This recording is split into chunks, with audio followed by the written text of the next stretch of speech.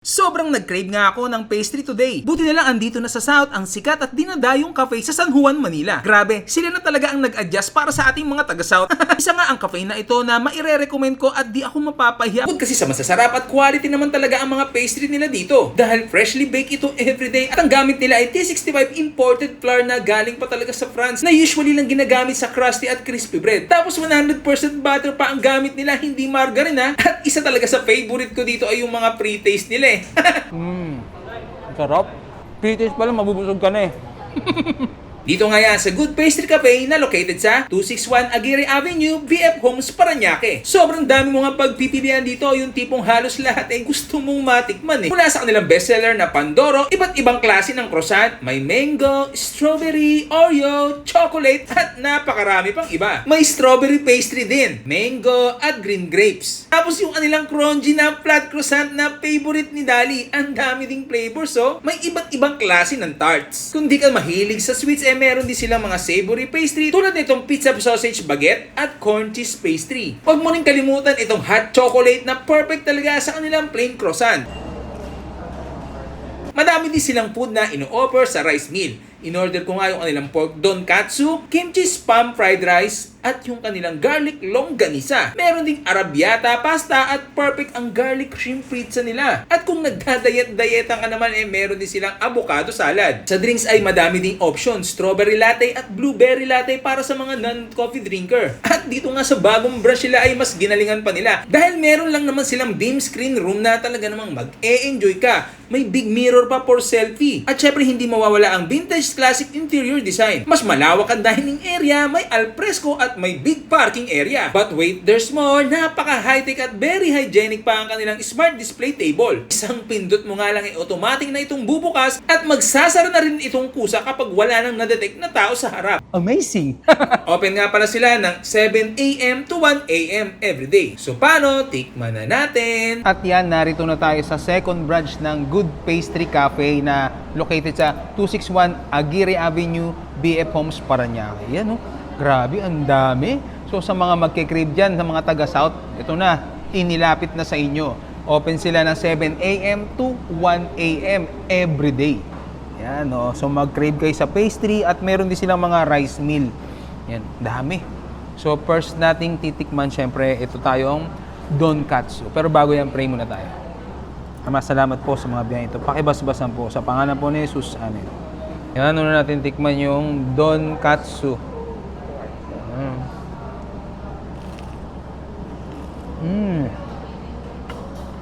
Kanina po sinerve to pero medyo crunchy pa rin siya.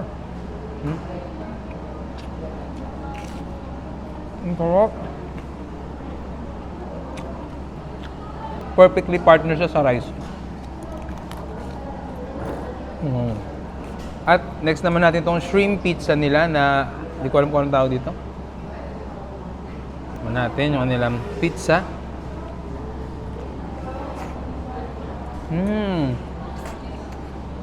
Sarap. Parang ano lang siya. Meron plain, pero ang lasa. Tapos papartner naman yung kanilang ano to eh.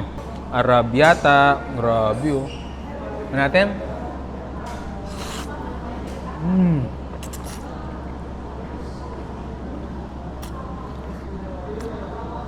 Well cooked yung ano, yung pasta. Ang malasa. Next naman natin yung kanilang garlic longganisa. Usaw natin sa kanilang suka. Ito masarap talaga eh. Yung mag-garlic yung ano, longganisa. Nasabayan mo pa ng egg.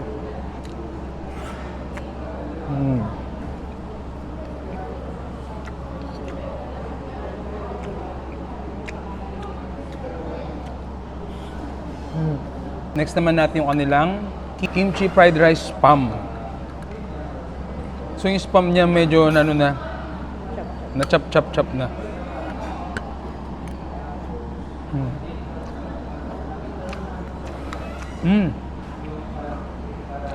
Hindi lang makulay, malasa pa.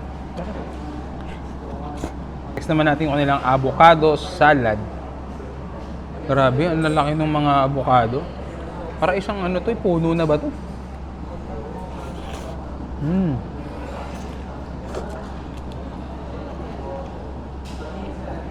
Salad na may avocado.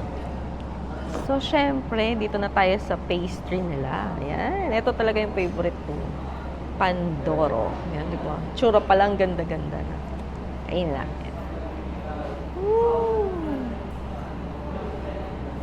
Ah.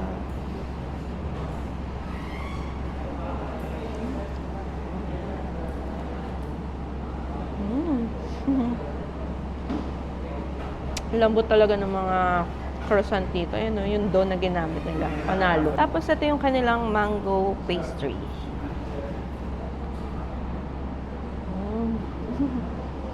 Ang tamis talaga ng mangga. Tapos yung kanilang green grapes. Ayan o. Kita nyo naman. With real white. Oo, fresh na fresh talaga yung mga ginagamit nilang fruits dito.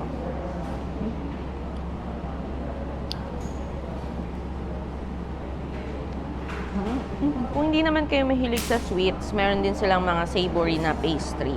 Gaya nitong pizza baguettes.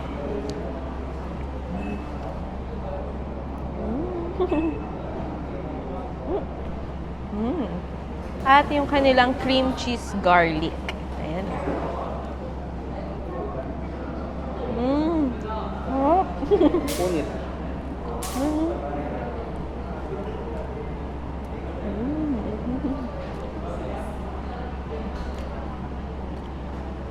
Hindi tinipid sa cream cheese.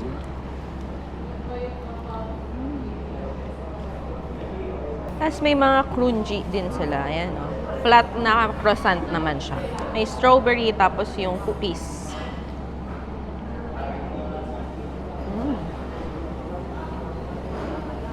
Wow. Tapos papartneran mo pa ng strawberry latte.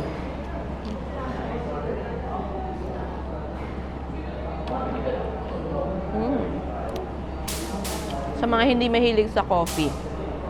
Okay to.